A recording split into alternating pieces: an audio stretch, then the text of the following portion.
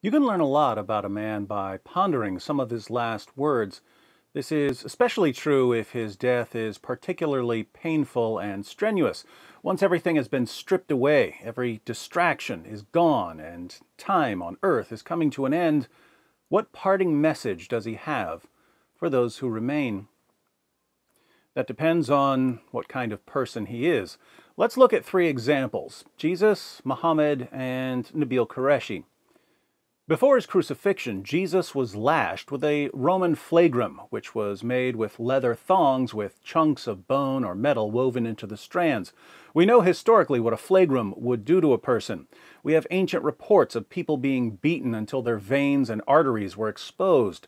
The Jewish historian Josephus writes about people being flogged until their bones were showing or until their intestines spilled out. The first-century philosopher Seneca describes victims of crucifixion as battered, misshapen, and deformed, due in large part to the beatings they received. After the scourging came the crucifixion. The Romans hammered large nails through Jesus' wrists and ankles to keep him firmly attached to a wooden cross. Now, as Jesus hung on this cross, barely recognizable, skin dangling like ribbons, muscles and inner tissues exposed, covered only by his own drying yet still flowing blood, what message did he want to convey to those who were gathered around him? He said in Luke 23:34, "Father, forgive them, for they do not know what they are doing." This is the same Jesus who told his followers in Matthew 5, "You have heard that it was said, 'You shall love your neighbor and hate your enemy.' But I say to you, love your enemies and pray for those who persecute you, so that you may be sons of your Father who is in heaven. For he causes his sun to rise on the evil and the good, and sends rain on the righteous and the unrighteous." So, during his ministry, Jesus ordered his followers to love their enemies and to pray for their persecutors. And when he was crucified, he practiced what he preached. He asked the Father to forgive the people who had tortured, mocked, and crucified him. Jesus' example clearly had a tremendous impact on the early Christian community because just a little later, when Stephen, the first Christian martyr, was being stoned to death, he cried out, "Lord, do not hold this sin against them." Fast forward 6 centuries and we get to Muhammad, who was poisoned by a Jewish woman whose family had been slaughtered by Muslims.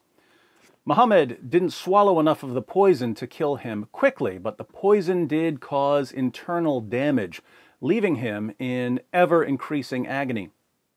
His followers eventually had to carry him around while his legs dragged behind him, and Aisha said that she never saw anyone experience as much pain as Muhammad did.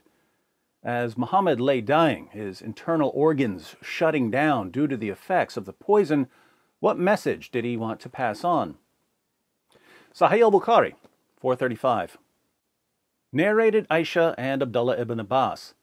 When the last moment of the life of Allah's messenger came, he started putting his khamisa, a woolen blanket, on his face, and when he felt hot and short of breath, he took it off his face and said, "May Allah curse the Jews and Christians, for they built the places of worship at the graves of their prophets."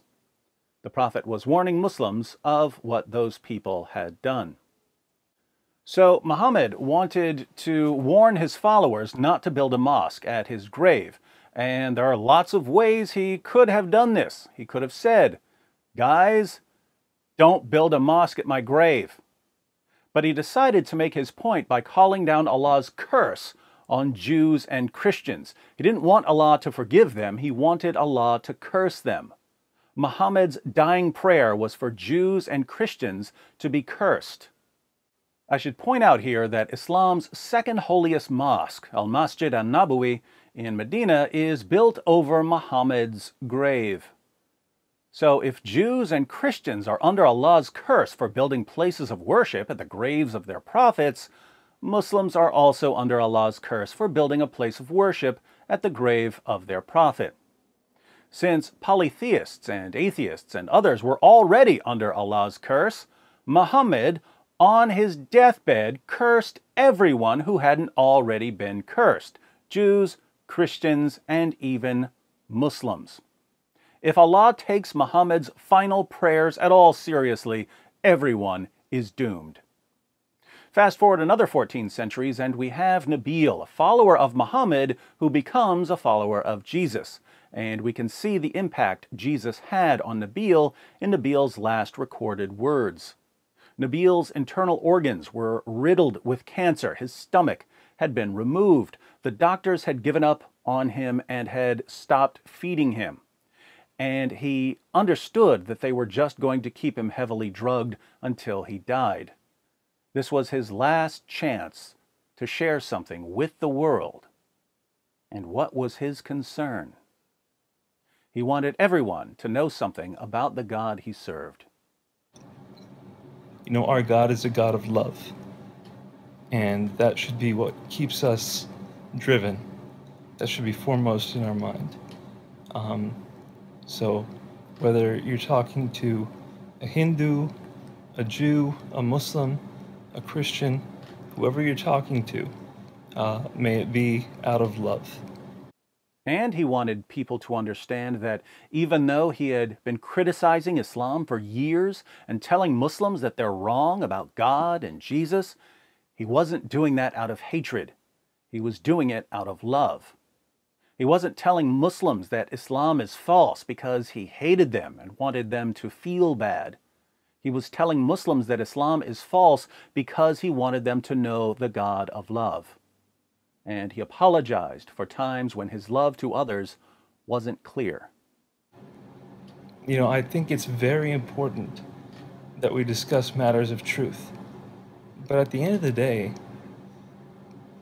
that is supposed to be undergirded by love and by peace.